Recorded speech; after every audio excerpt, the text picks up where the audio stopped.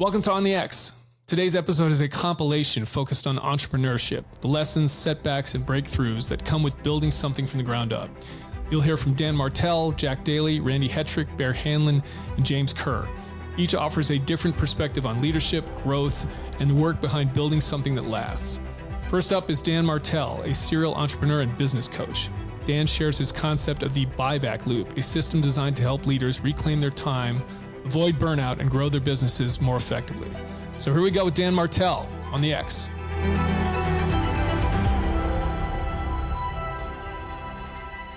They self-sabotage their growth, right? Because there's this, unspoken understanding that pushing really hard or saying yes to that sale or going on that webinar or speaking at this event is going to create a windfall of new potential customers that you just can't handle. So you do these weird things where you don't respond to an email, or you punt the speaking to somebody else, because, and you say, well, I'm busy or whatever. But the truth is you're just scared to grow.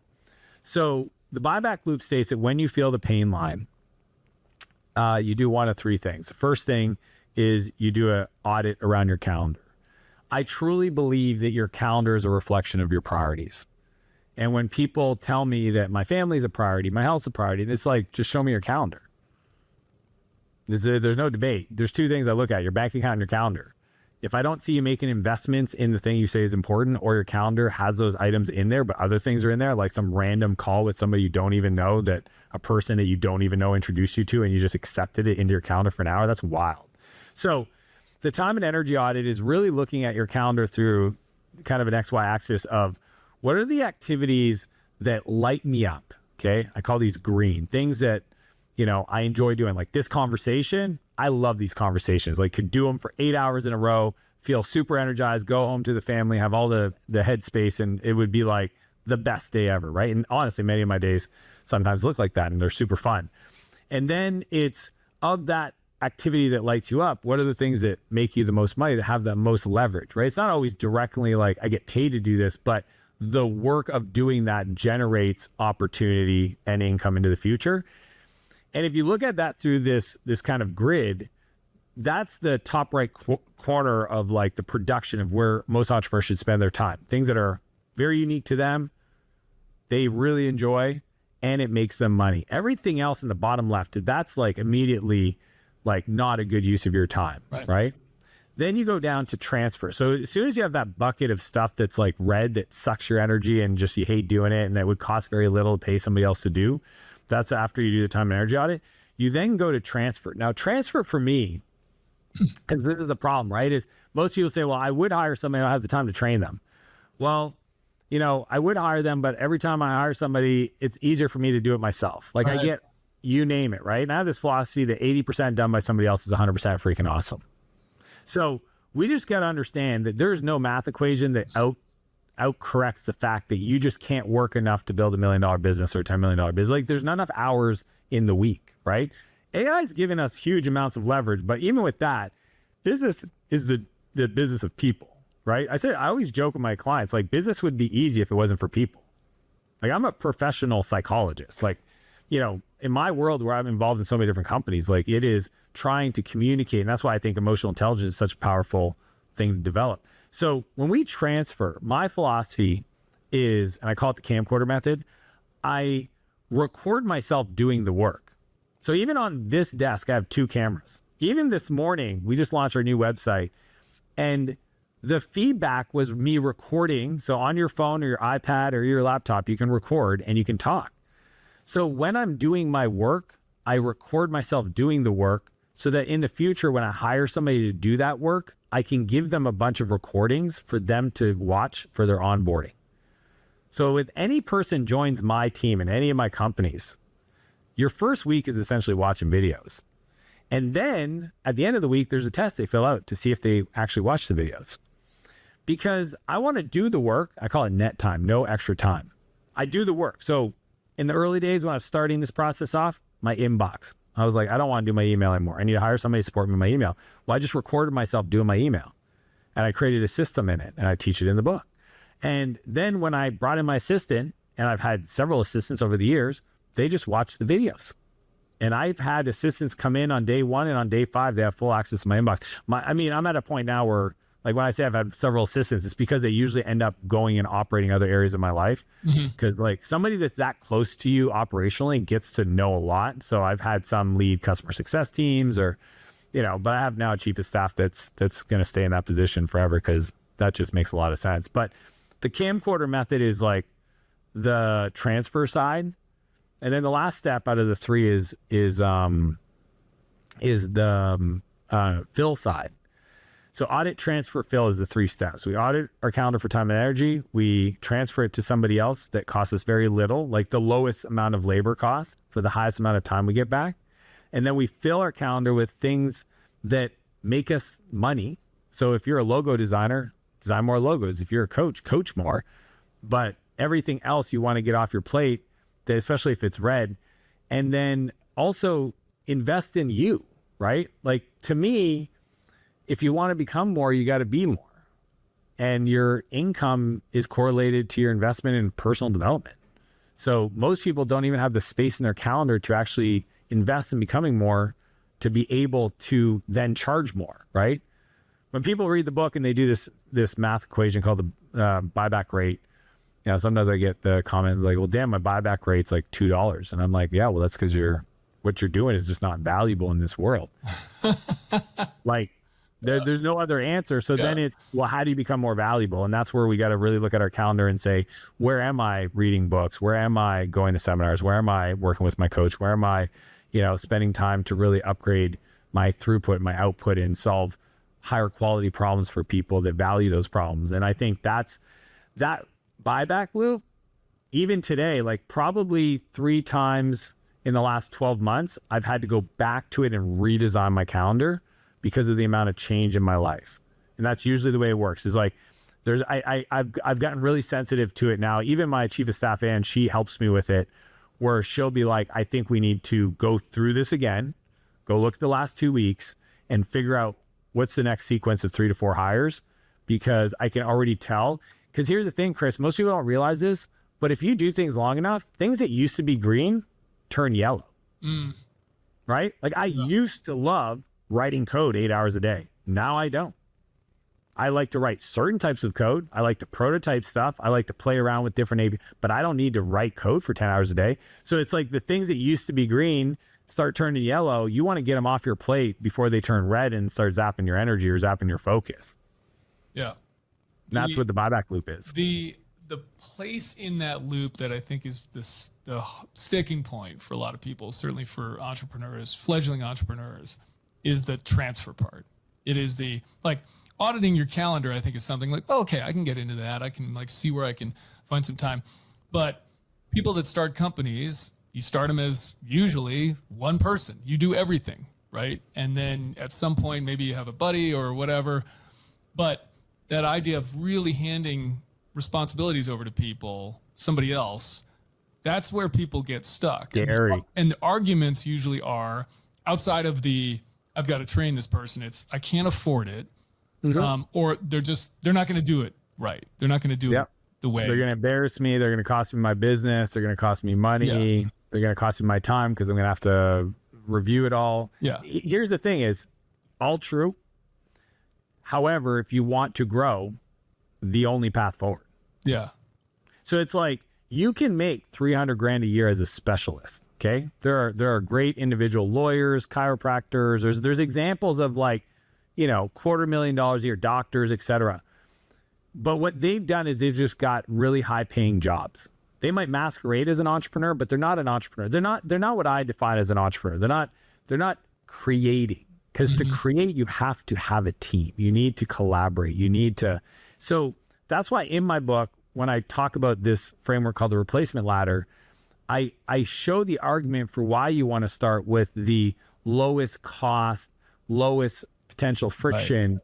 Because you need to learn how to play nice working with others. Like if anybody, and I put all my stuff on the internet, it's on my YouTube and stuff, especially the vlog. I have Dan Martell vlogs, which shows my life, right? And there's several videos of like how I run my life. I think if people watch that, they go, oh, geez, I see. I didn't understand that. Like right off the bat, most people won't give themselves permission to get support. How many women or men clean their house before the cleaning lady shows up? Like directly before, you mean? They literally clean their house before the cleaning lady shows up. Oh my gosh. It is the most wildest thing to watch. Okay. It's probably the one time I don't do it. I'm a very clean person, but if it's like the cleaning people are showing up tomorrow, I'm like, great, I don't have to do the whole point is for them to clean. So why would you pre-clean and do their work? But again, these are all these interesting beliefs that I watch people fumble on it, or like they hire somebody to help them do stuff, like go run errands for them, and then they feel guilty asking them to do it. Yeah. So then they go with them.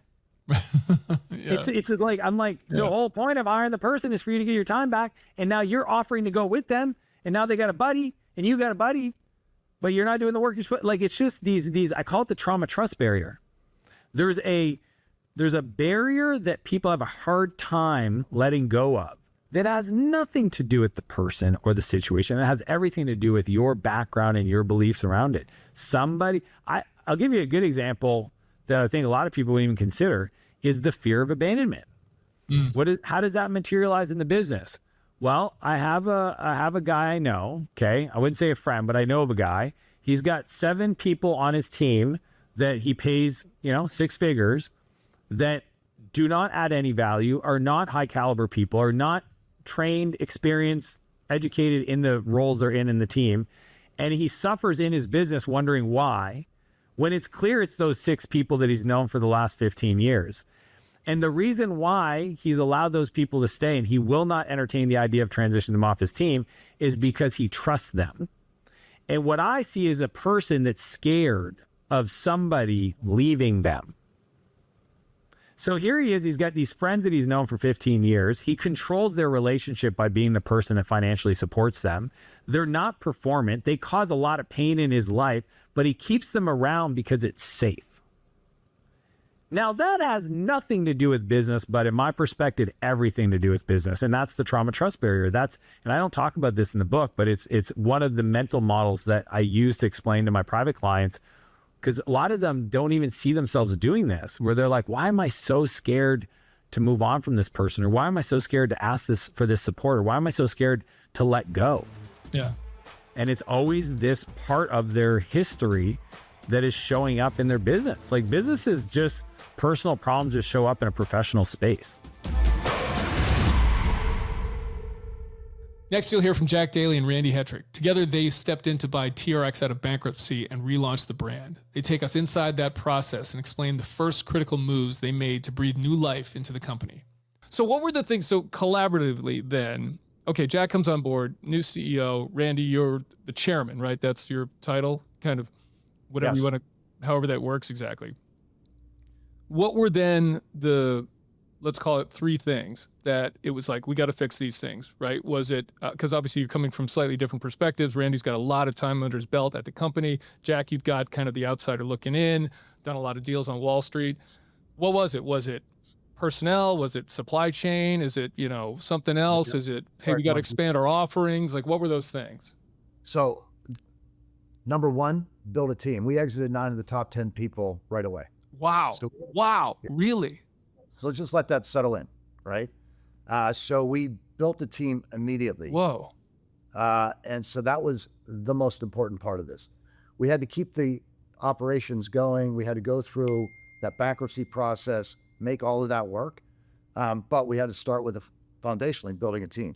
We lovingly refer to the team as a team of Avengers we brought in. We brought in some world-class people from the company, like Randy and a couple of others, and then people from outside, people I've worked with in multi-billion-dollar businesses that have come together with the stated mission of taking this iconic company and bringing it to the next level.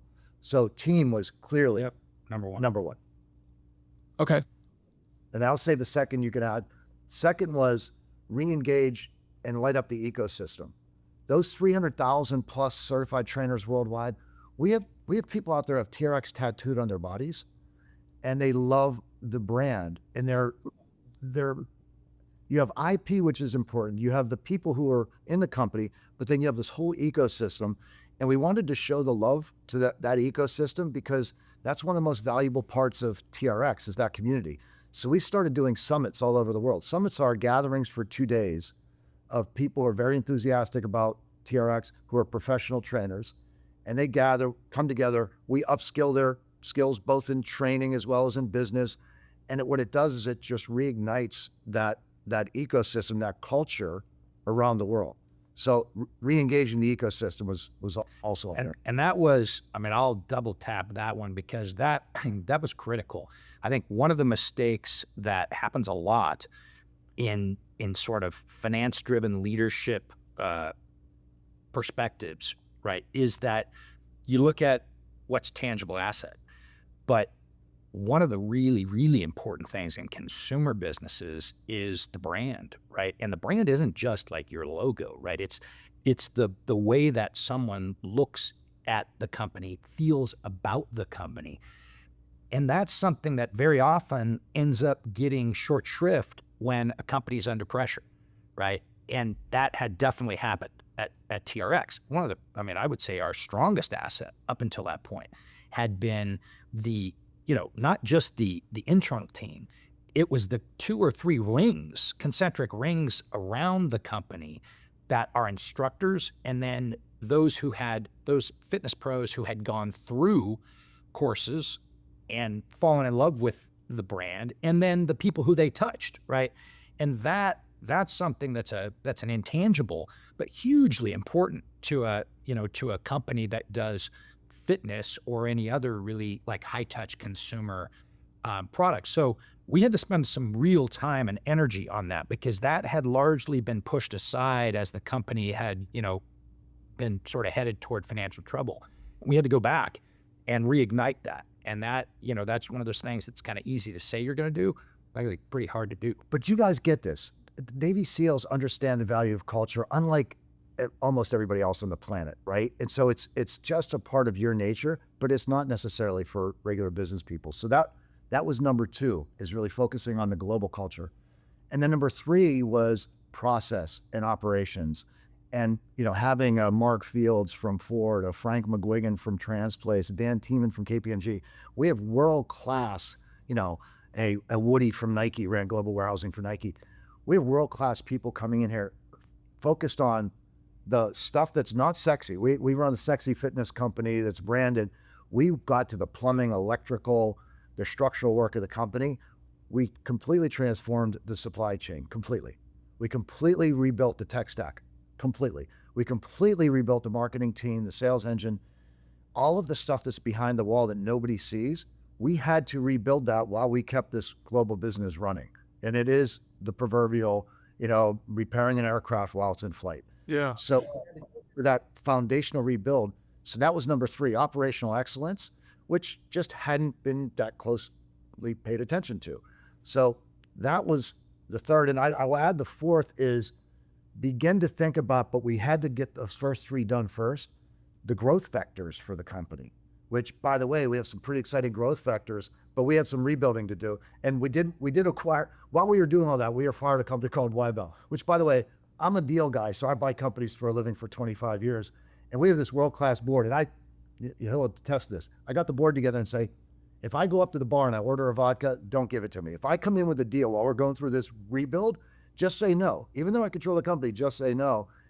9 months into it, we find a company called Wybel that's a perfect fit for us. Get the board together and say, okay, your job is to tell us why we shouldn't buy this company. So we did an acquisition while we were going through that foundational rebuild, because obviously the future for TRX is growth, and growth through things that we develop in-house, but also we'll add things as needed. So, And we built an HQ and relocated everybody. Oh yeah. oh, right. Yeah, because you're in Delray Beach, right, in Florida now. Yeah. So talk, because that's exactly where I was going to go. Talk about what the verticals are, the channels of growth, right? Because I think when a lot of people that do not have TRX tattooed on their chest, literally, most people know TRX. I think anybody does some measure of fitness, I think if they were, asked what's TRX, they would know what it is. But what they think is the suspension trainer, right? They think they sort of the original product for the most part. But obviously you have to expand on that. There's some measure of business. It's like, we want to sell as many of these units as possible, but at some point you got to do other stuff if you want to keep growing. So talk about that. Like, what are the growth channels? I know you guys have an app. I know that there's obviously there's other products like the Y-Bell and things like that. There's the kind of trainers. Like, what are those channels, and how do you figure out how much to put into them too? Because one of my big learnings from my limited experience in entrepreneurship at Killcliff was you can run the risk of going a mile wide and an inch deep and things failing, right? Where you don't get enough of a foothold on your core product, and you lose sight of that. And that was a problem for us, for sure. Like, we got into bars and coffee and the stuff that we should have been focused on the core product. So how do you determine where to go? Where are you going? And how do you see that kind of like shaping things? How do you make those decisions? Let me start here, and then, because this one can be fairly expansive, right? For sure. Yeah. Take it wherever you want to go with it. One of the interesting things that you think is an asset, which is we became the Kleenex, right? Of yeah. strap. Yes. Right. And that was really improbable, right? Like, when I first came into the industry, the concept that that club owners were gonna be ripping out banks of fixed cardio machines to put in this crazy frame with a bunch of straps hanging from it, like, there was zero probability that was going to happen, and yet it did. Well, we became synonymous. Even knockoff straps get called TRXs. That's great, except we also had to overcome the sort of the perception that that's all that we're about, because that clearly is what we're about. And still today, and for a long time into the future, we'll be, God willing and the creek don't rise, we'll be the dominant makers of suspension training. But we have a broad set of functional training tools. Anything a trainer would train you with, Chris, right? We make pretty much. We've stopped short of machines, right? When you get into selectorized plate machines or cardio machines, we've stopped short of that so far. But we've created an ecosystem of products that we will extend now and forever, I hope, into in innovative new ways into the future. But, right, the world marches forward, and technology becomes a bigger and bigger part of the fitness recipe that everyone wants to consume. So clearly, we have to start to look into ways to embrace technology in the products that we make. And, that takes us, and we also want to bring along, because we don't want to lose what brung us, right? The trainers of the world, who we've served maybe better. We became the largest provider of professional education of anybody in the industry, but we were known for the straps, but our education went way beyond the straps. So we want to continue that legacy, continue to educate pros, because there's an enormous amount of goodness that comes from doing that, right? With them as your ambassadors to the world, to athletes, to regular folks, in and out of gyms. So education continues to be part of our mix, along with building, great functional training products, but we're also looking forward. Up next, we'll hear from Bear Handlon, CEO and co-founder of Born Primitive. Bear talks about building his fitness apparel brand while still on active duty, what it really takes to grind through the early stages of entrepreneurship, and why aligning with charities has become a defining part of Born Primitive's identity. We're getting back to like what a budding entrepreneur is looking at out there. How important do you think it is to have some kind of cause or a charity specifically injected into a company? I think it depends on the business. If you're starting a plumbing company, right, and you're just gonna do that, something like that, I think, hey, provide a really good service. And treat the customer right, and you're going to get word of mouth business, and you can run a very successful company. But bigger businesses, like a brand, when you're competing, especially in our space, apparel, what a nightmare. We probably chose the worst business vertical to be in, and again, we didn't know any better. But anyone can start a fitness brand tomorrow with basically no barrier to entry. So I think it's particularly important, if you're in a very competitive space, to figure out what it is that can differentiate you. And I think aligning with causes like that is one way you could do that. It doesn't mean if you donate to charity, you're going to become this successful brand with a loyal following. but I think it should become a component of your strategy. Yeah. What's so what is, you kind of talked to, you can't let the cat out of the bag with some of the growth here, but do you have an end state for Born Primitive? You mentioned you might take on some money. Is there a IPO eventually, an acquisition, or is it just, we'll see what happens? I don't know. I think the kind of maybe the 5 meter target here would be bring on a private equity partner or family office that has the same values as us and says, hey, Bear and team, we love this. We want you to keep me and you. Here's a check to grow. And hey, we want to come back in 5 years and get a return on our investment.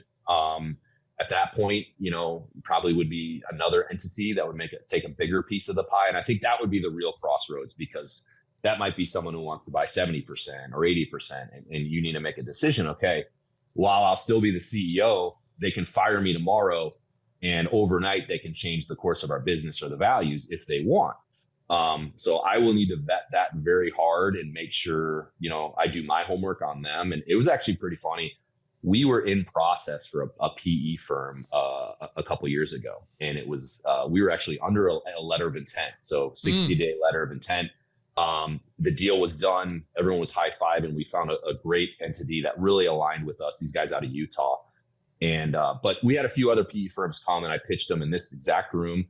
And I had to set the tone right off the bat, and I kind of gave them this spiel I'm giving you is, hey guys, Born Primitive still needs to be Born Primitive at the end of this. So if you guys have visions of coming in and making this corporate and kind of injecting New York City or San Francisco values, it's not going to happen. And I even debated, do I wear a long sleeve that day? Right. So they don't see my freaking skeleton George Washington on my arm and the We the People. Right. It was kind of jokingly, but I hit up the iBankers like, hey, is that something I need to be concerned with? And then I thought about, you know what? They need to see that, right? Yes. They need to see a skeleton George Washington crossing the Delaware on my arm, because they need to know exactly who they're going to get in bed with. And then right off the bat, you've probably done these. You meet all day, you go through the deck. But before we even started any formal presentation, I put that right on the line. I said, listen, fellas, the check you're going to cut me is less important than making sure that I maintain the integrity of our company. So let's maybe save ourselves 8 hours here. If you have other visions, or you think the direction I've taken this company is different than what you would do if you were in the seat, then, respectfully, beat feet, and we'll find someone who will align with us. And ironically, me saying that fired them up even more, because they're like, no, this is why we like you guys. Because they, of course, had already distilled that from seeing all of our products and stuff anyway. So if they're flying out to meet with us, they're already clearly okay with that. Yeah, they've done some homework. Yeah, for sure. But that was, kind of an interesting thing that, hey, I'm here, never haven't done this, thinking maybe I should wear a long sleeve shirt tomorrow for the big presentation. And then I kind of had to kick myself. Hey, that's the exact opposite of what you should do, because they need to see you, raw and authentic. And maybe come straight from the gym and still have chalk on your shirt, which I think for one of them I did. You know what I mean? Yep. And they're like, okay, well, this guy is as advertised. So we'll see how I do it the next time around. But we do want to obviously find the right partner. And I don't know about going public. I mean, that would be cool. But I was out with Evan Hafer at Black Rifle a couple weeks ago, and I probably would have a lot of talks with him about, hey man, give me the pros and cons of this. Obviously, there's some great liquidity that can come from it, but to become a publicly traded company, that seems like you're walking into the hornet's nest on all kinds of things that could come up. And I think being a family-owned company is pretty cool. Yeah. I wouldn't even know, man. He'd be a good person to talk to about that, what that was like for him. Yeah. I know this is a very small niche, but I can hear I can hear a few people out there wanting to hear about this. Is like, any advice for people that are in the military that are either trying to be entrepreneurs, post-military, or even like what you did? Like, how do you do what you did without getting into trouble? Yeah.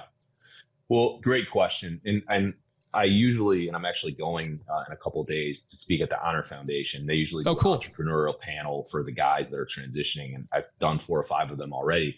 And usually this question comes up. And I think the answer I give is usually different than what they think, coming from an entrepreneur who was a veteran, right? What I tell them is, if you just did 20 years in the military, particularly like, let's say you're a team guy and you did 20. So you probably have a few kids and you're married, hopefully, and you probably have not been around much of their upbringing, and your wife has been kind of carrying the water. And you think you're going to like get out and all of a sudden start this thing that's going to take up, 80, 90 hours a week and is high risk and with a 7% chance of success. While I don't want to discourage you, I want you to really think through it, because what you're signing up for is not 99% of the time is not that enjoyable, and is just only going to bring you stress to your life. Right. So, hey, going and getting that corporate job with a 401k and you're home by 5 and you can shut your phone off and be present with your family, honestly, is not that bad of a gig. So what I was basically saying is, hey, proceed with caution, because this whole entrepreneurial world that you think you're going to enter is filled with landmines and stress. And so, don't go into it being delusional and thinking that you're going to be this overnight success in 6 months. And I give them an example. Hey guys, I didn't make a penny off of my business for 7 straight years. Right. Yeah. Not a lot of people are willing to put in 7 years without pulling a penny, when the startup success rate is 7%. Right. So, and maybe your wife, maybe it's time to build some equity back with the family, right, and be present. So that's just kind of what I put that out there, is just an alternative thought for them to really think about, and them also being realistic of how much gas do you have in the tank right now. Mm-hmm. Right. Yeah. We've hired a few veterans, and Chris, you can relate. And we've kind of recalibrated a bit, but we've brought in a couple of guys that just did 20, they're accomplished, team guys that, at work have the best reputation, and they come in and they actually are out of gas. Right. Yeah. Sure. And it's not their fault. Right. They need to recharge. And I think guys need to be realistic with where are you at bandwidth wise, just, on your kind of the battery of your soul, because it will take everything. Right. And I was, 26 at the time. I was full of energy. I hadn't been kind of smoked yet on all the things that I was going to do. So it worked. But if you're 42, you're collecting retirement, you're getting benefits, and then you can go get a second job that's pretty chill, that's not the end of the world. So that's kind of just, I guess a word of caution that I offer. And I said, that being said, if you are one of the 7% that's crazy like I was, let's talk, and I'll try to, have you avoid some of the landmines that I did. But doing it while you're active, I think the advantage of that was it didn't matter that I wasn't making a penny for the first 7 years, because I was active duty and I was receiving a check from Uncle Sam that was, of course, consistent with benefits, and my healthcare was paid for and all the things that come with that. So I had a little bit of a safety net. But for a guy that gets out and he's sliding the chips in on black, you know what I mean? Maybe that's not the best, course of action. And as far as conflict of interest, it was really easy. You just fill out a form with your command. And every 2 years, when you get a new skipper, just go down to admin and fill out a new one.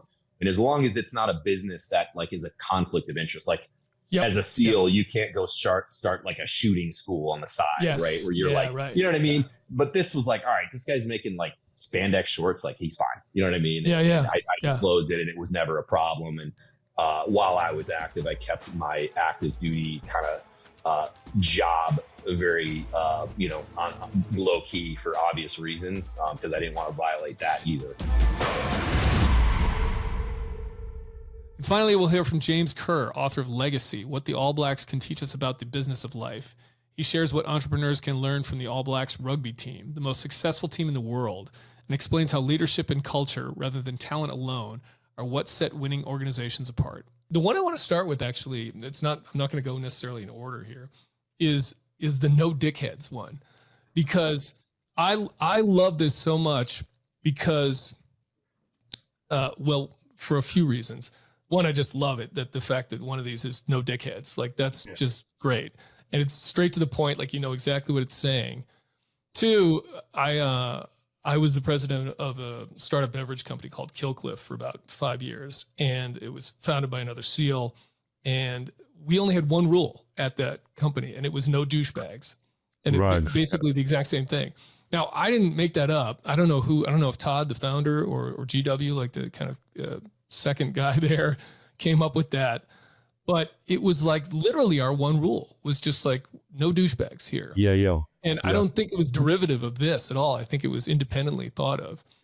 But it basically gets back to this idea of like, the most important thing of any of the people that we have is character, like their basic ethos, right? Their character.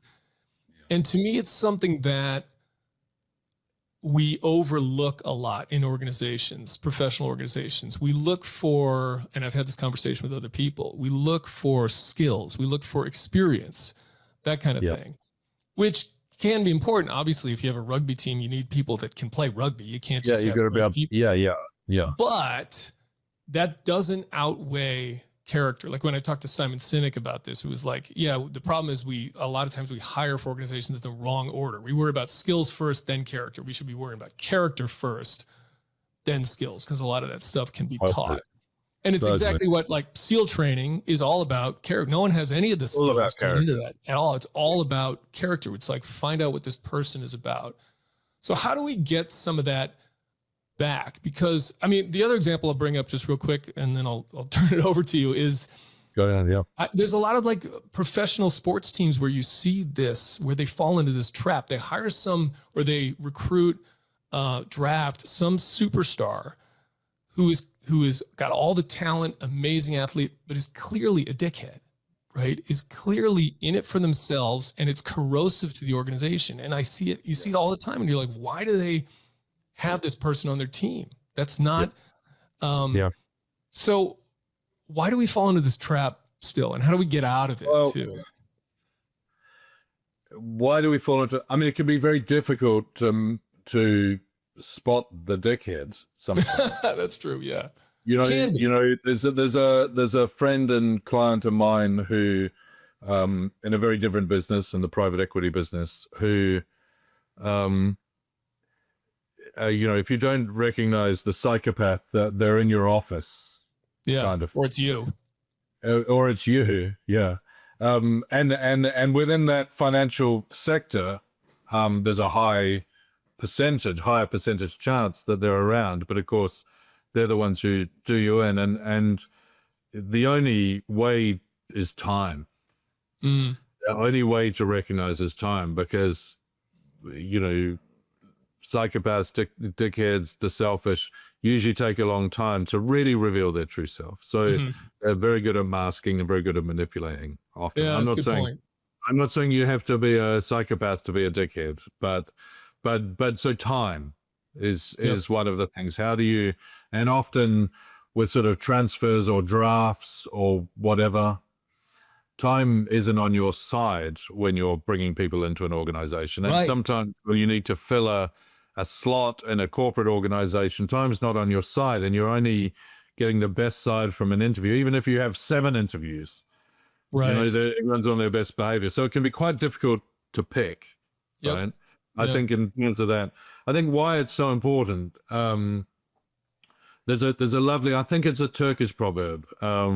It's better to have 5,000 enemies outside the tent than one on the inside. I was going to quote this. Yeah, I remember that from the book, and I thought it was so good. It's in the book, and because they're divisive, because they create, great groups. Cohesion is the number one attribute of a great group. The ability to stick together when you're under pressure. Yep. You know that from the teams. But you know that in families, and so connection and disconnection becomes an important part of the atmosphere of a team. And a dickhead will break connection, will play people off against each other, will cause other people to sort of shape out their CV or their resume and send it out because they can't stand to be around. So it breaks teams up, it breaks groups up.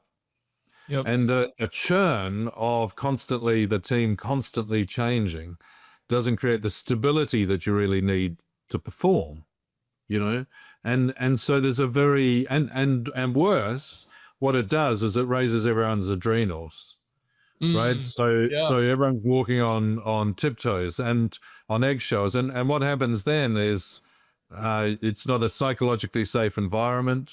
People don't flourish and people don't speak up. Yeah. And so the flow of information, which is the lifeblood of an organization, is suppressed.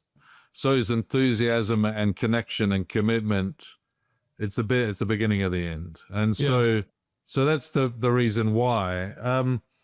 And so therefore that kind of sense of character and of creating, of selecting on character becomes so much more important, I think. And A, yes, you need time, but B, I think you need to know what you're looking for, you know, and you can establish character, you know, through social reference, you know, you find out, and it's so extraordinarily important because, I think it was Michael Jordan said something like, might have been John Wood, it might have been both, said something along the lines of, you know, talent will win you a game, but character wins you the tournament. Right. Because character means you're part of a cohesive team, a non-divided team. Character means that you learn and you grow. Character means you're coachable. You know, character means that you'll stick it out when times are tough. You know, character is about resilience. It's about care and protecting, and it's about service to something bigger than oneself. It's about integrity, you know, and authenticity. And you know, it's about being who you say you are, you know. And in terms of the meshes gearing in a group, you know, I think that integrity, which encompasses kind of responsibility, accountability, reliability, trust, you know, I am who I say I am. You know, if I say I'm going to be on that street corner at 3 o'clock in the afternoon and it's raining, you're not going to wait in the rain for somebody who doesn't turn up. You know I'm going to be there. Yeah. And right. And those qualities. So Bill Walsh, the San Francisco 49ers. I'll let you get a word in a moment. But Bill Walsh, you're good. Bill Walsh from the 49ers. You know, Joe Montana's great coach. He believed that great groups were great because of what he called kind of cumulative character.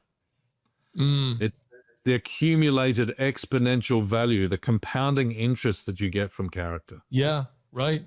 Yep. Right. And cumulative, everybody. You know, somebody else described it as, you know, it's, you know, have a talent for doing the things that doesn't take talent to do, which I love as an idea. That's great. Yeah. Have a talent for doing the things that it doesn't I need take, to have you around me just to provide me with quotes all day long. Like you can just useful ammunition for, just feed me all these quotes. They're fantastic. Yeah. These quotes, but it's a lovely idea that, you know, talent is important, no question. But, you know, we spend most of our time not executing on the stuff that we're really talented at. 100%. You know, 90%, you know, if you're a sports person, you might play for an hour or two a week, really. You train. It's everything else you do. Yeah. That really will take you to the preparation as the performance. So it's nutrition, it's sleep, it's training, it's taking care of your body, it's taking care of other people, it's having fun, you know, being connected, doing the right thing on a difficult day, all of that stuff is going to be, is the cumulative compounding interest you get on character. Right. And so, you know, there's an old thing, you know, aptitude multiplied by attitude equals altitude. You know, you've got the talent.